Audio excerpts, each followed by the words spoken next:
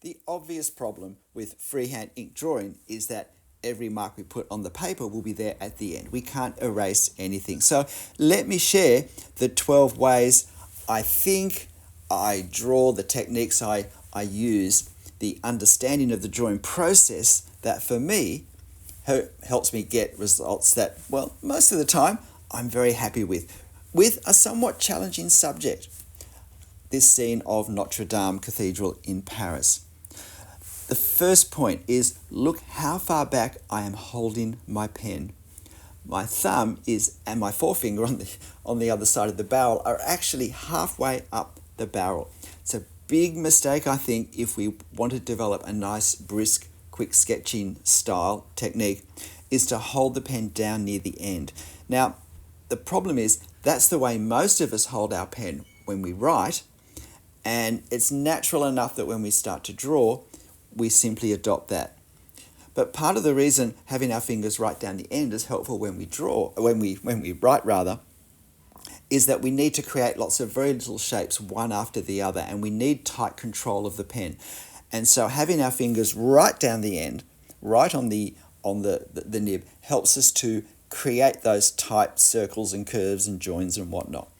But when I'm drawing, that's not helpful. I'm wanting to be able to do larger, freer, more brisk lines and marks. And I achieve that by holding my hand back from the end. And that way, I hopefully draw at the very least from my elbow using my whole forearm, or I draw from my shoulder, even better, and use my whole arm. And so many of these marks, and particularly the lines, I want to draw them quickly because I want to get a nice, fresh, gestural feel. I'm not trying to draw them quickly so much because I'm trying to rush through this. Well, not at all because I'm trying to rush through it. But that's the look that I want. I'm not using a ruler. There is going to be a certain looseness to my lines and to my marks, and that will be part of the overall sketchy feel of my drawing. And I can create those marks far better holding my pen back from the end and drawing from my shoulder and from my arm. And can I say, though, that however briskly I draw them, I need to be in control all the time.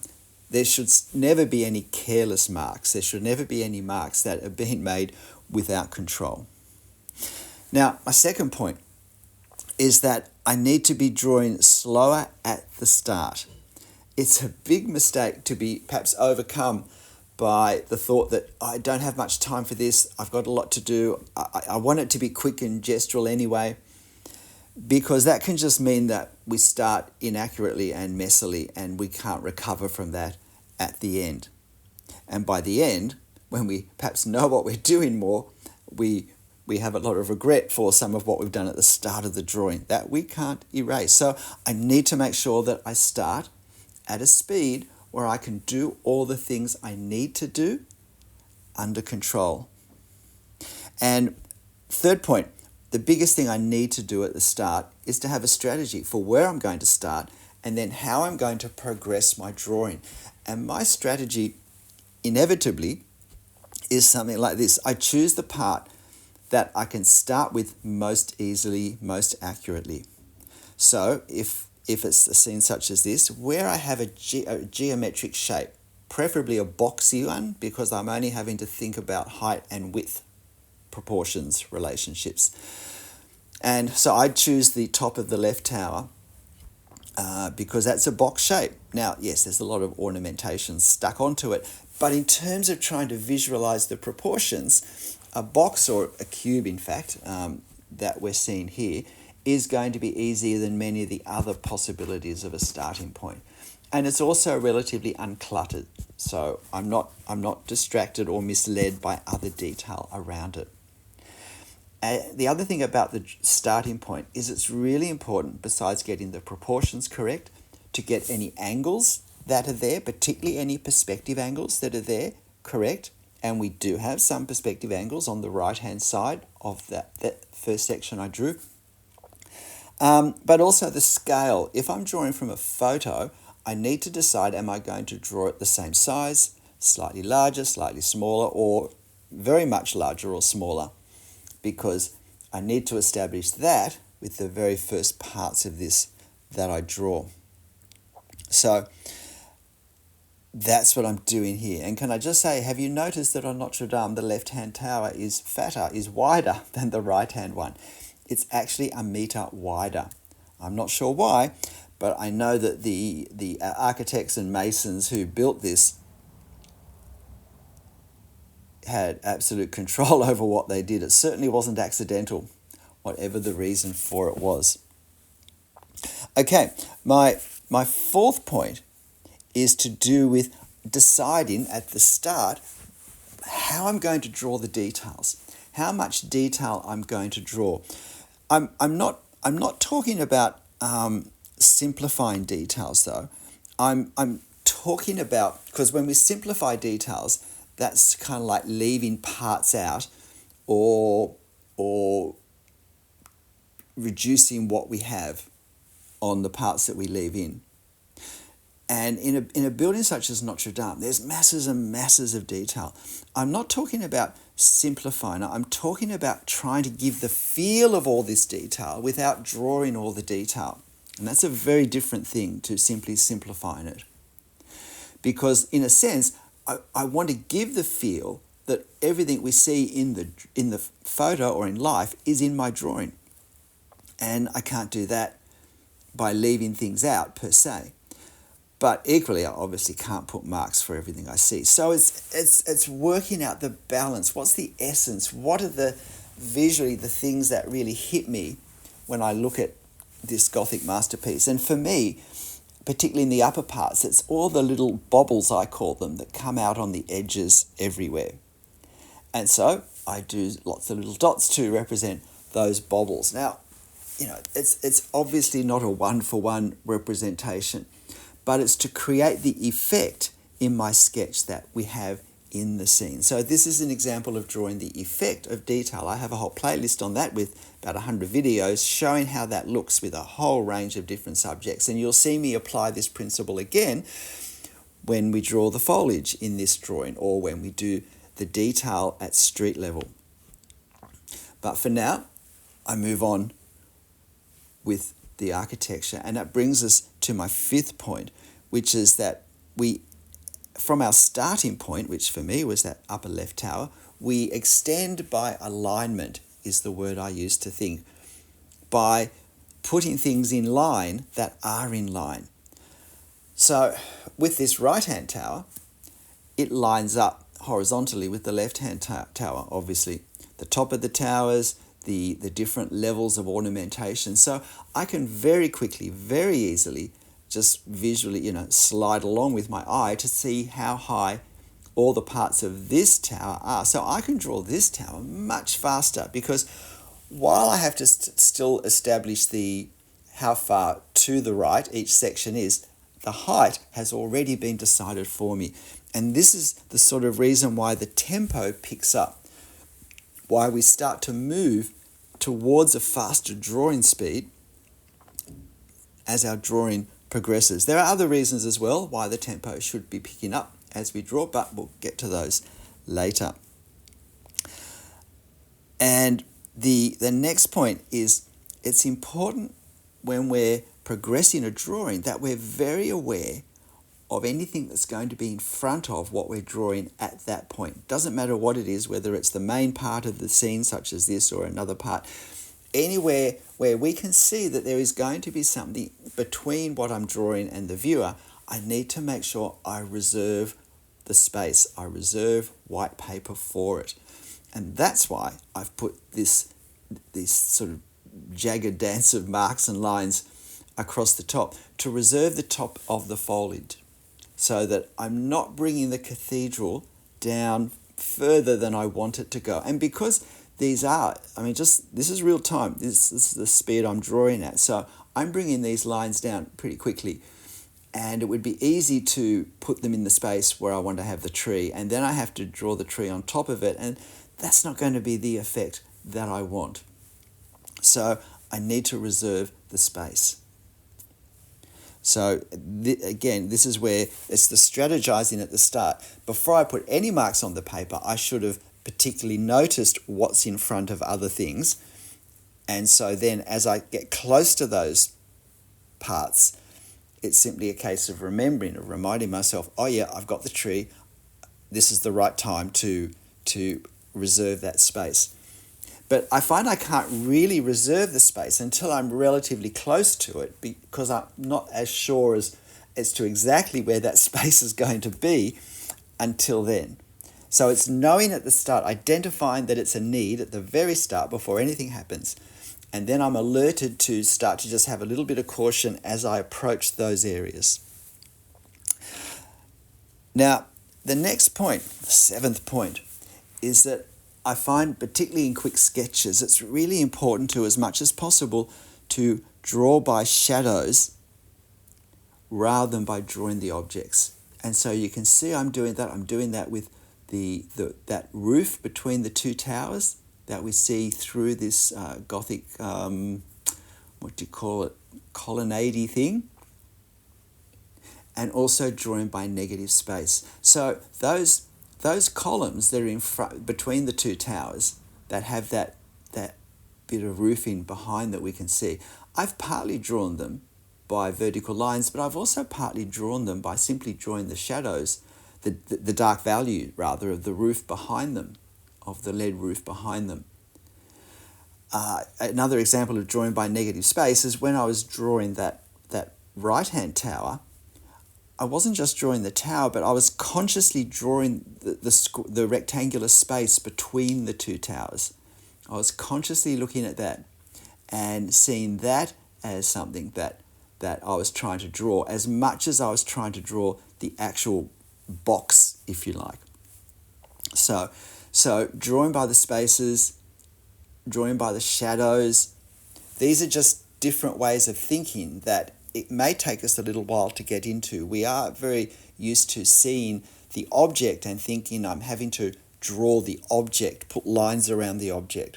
No, we're creating an overall visual effect, and it's often easier to draw that by actually not focusing on the objects, but focusing on the other bits of visual information that we get in a scene. Hope that makes sense to you, because I think it's really important. The next point, the eighth point, is to count when there is a lot of detail. To not be afraid of counting to help us get accuracy in what we draw. So for instance, this bit I'm drawing at the moment, if we look just below that, we can see there are statues of figures here. Now I'm pretty sure these are kings of France. I'm sure someone can correct me in the comments, and please do if I've got that wrong. But I'm pretty sure they're kings of France. And if we look, we can see there's 1, 2, 3, 4, 5 figures that we pretty much see almost all of between the two trees there. And notice I've just reserved the space on the right-hand side of this spot. So knowing that I've got to fit 5 figures in will help me get the size of them correct. It will help me get them narrow enough and not too tall or tall enough, whatever. So, and you can see what I'm doing is I'm actually drawing the dark space between them, and you can see I'm trying to get a little sense of the head. So there's another example of drawing the effect of those statues. But counting, when we have scenes such as this, can be really helpful.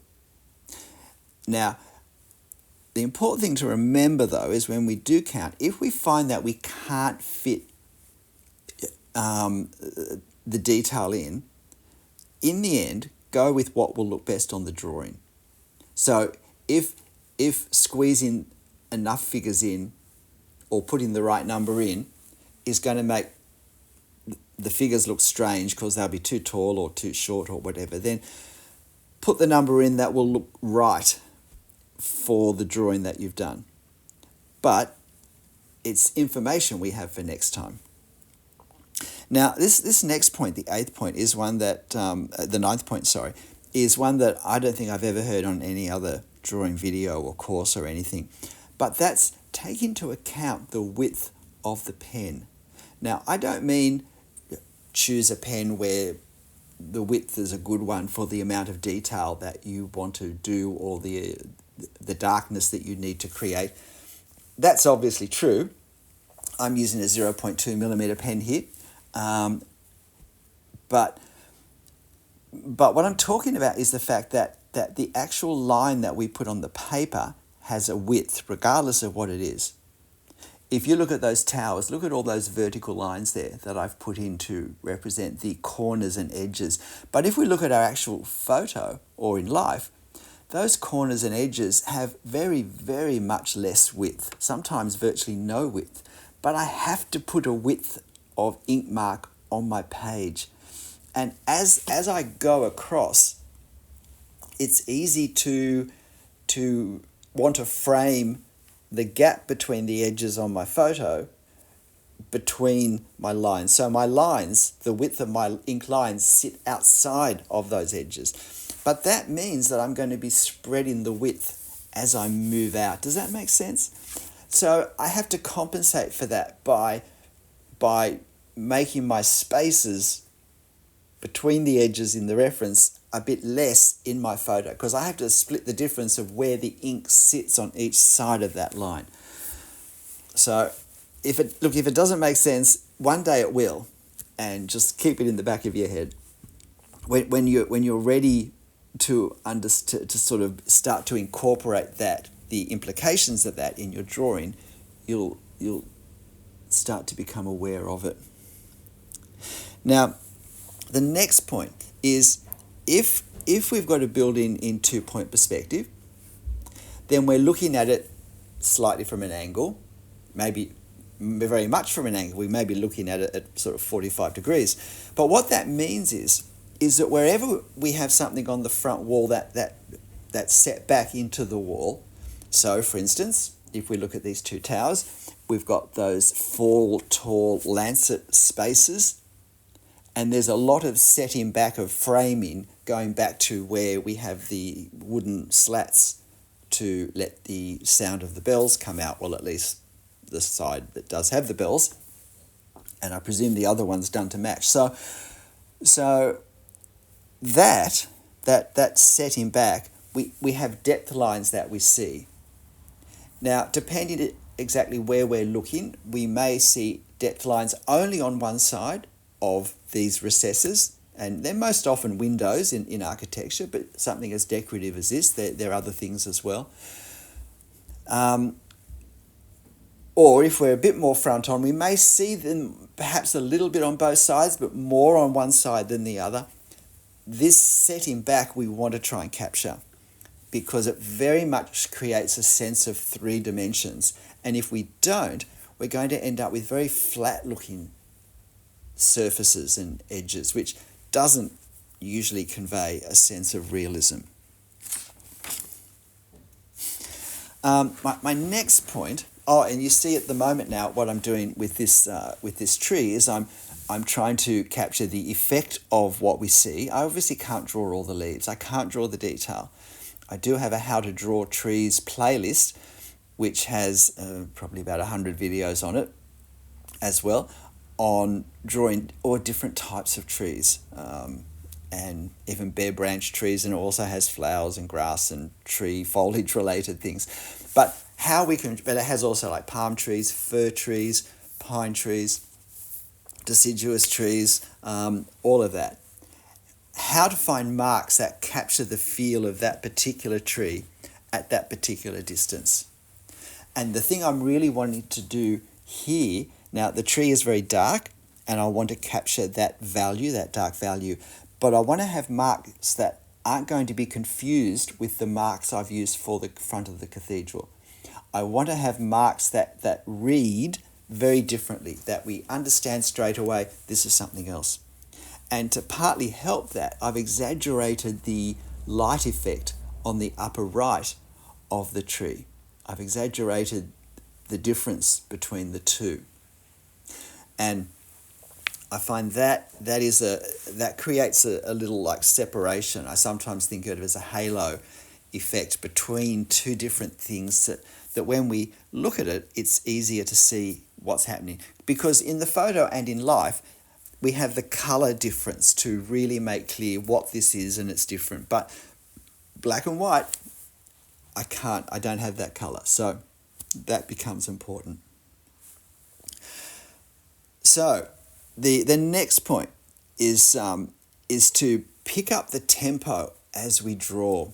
Don't slow down.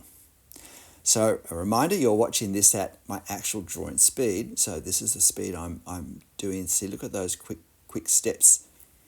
You have to be holding the pen lightly and loosely and learn to control it that way to get those quick gestural, I think fairly lively marks on the paper. You can also see the time that I'm pausing and looking and thinking in a real-time video, which is one of the advantages of having a real-time drawing demo. We lose all of that observation and thinking time in a sped-up version. And if we're watching the video to learn how to draw, it means we're not aware that that's a part of learning. That's a part of a drawing session, is the pausing and the thinking. And presumably, if I'm stopping and pausing and looking to draw what I'm drawing, that's going to be a helpful thing for you to do as well. And if you would like to draw this, you will find a copy of this photo on my channel post page, and there'll be a link to that in the description, in the video description. So please, why not firstly like my video right now while I'm thinking about it, and then afterwards hit that link and have a look and have a go drawing this yourself. And perhaps freehand in ink, if you normally are a bit dependent on an eraser, it's a great thing to try. And every mark that we put, in the end, the challenge is to incorporate it into the finished drawing, whether we wanted it to be there or not. And it's surprising how often we can totally hide or overcome marks that weren't quite right in the first place. So I need to pick up the tempo and not slow down. And one of the things that helps me to do that is to, as we move outward from the center, be drawing with less detail. And even to perhaps become a little even brisker and more gestural. I don't mean careless, but it's well, see, what happens in life is when we look at something, we have a focal point. We see the point we're focused on, and around that, we sense what's happening, but we don't see it with the same clarity and the same detail and the same awareness. And the further towards, or the further away from the focal point we go in what we're looking at that moment, if we have a fixed view, the more blurry in the end it becomes, the less clear. So when I do a drawing, but particularly when I do a quick sketch, I like to incorporate that effect. So in this case, the focal point is obviously the facade of the cathedral and that large dark tree in front. So that's what I've drawn to look darkest and with the most detail and with the most, care's the wrong word, but the most intent. And going a little bit slower, as I've moved out from that, I start to pick up the pace and go faster. And I'm drawing less, and that in the end I think creates a scene that feels in a sense realistic, even though we've actually drawn less. And one of the problems of a photo is it captures all the detail equally, and we can be tempted therefore just to go and draw everything in the same way. But that's not, I think, very often a good approach for the finished drawing. Look at this part, this side part of the cathedral. Look at how lightly and easily and in a less detailed way I'm employing the same sort of visual techniques, but just more lightly, because I want to also give a sense that this is further away as well. And so even though I've drawn less of it, I think it still happily looks as real as what I've drawn at the front. And look, the last point, there is a bonus point. Here's point 13. Don't neglect the context. Don't neglect the trees. Don't neglect in this case, we've got the street level details. We've got the Seine River. We've got the embankment, the stairs, these framing buildings. Don't forget those, and don't give less attention to them. Everything that we put in the scene has to be drawn with the same control and intent. We may draw different parts differently, but our understanding and our control, our ability to be doing things deliberately and not just carelessly where all sorts of accidental things happen, needs to be there. G'day, I'm Stephen Travers. Look, I hope you have a go drawing this, particularly if you don't normally draw freehand in ink, or you put these principles to work in a scene that perhaps you're more familiar with, the sort of subjects you normally draw, whether it's puppies or cars in a street, portraiture, whatever. But to taste the experience of freehand in ink and just how it impacts our drawing when every mark will be there at the end. But certainly to aim to do it in one session, to give yourself a time limit, whatever it is, and seek to mould the way you draw so that that's one of the factors. But in the end, whatever you draw, make sure you have fun. I'll see you next time. Bye.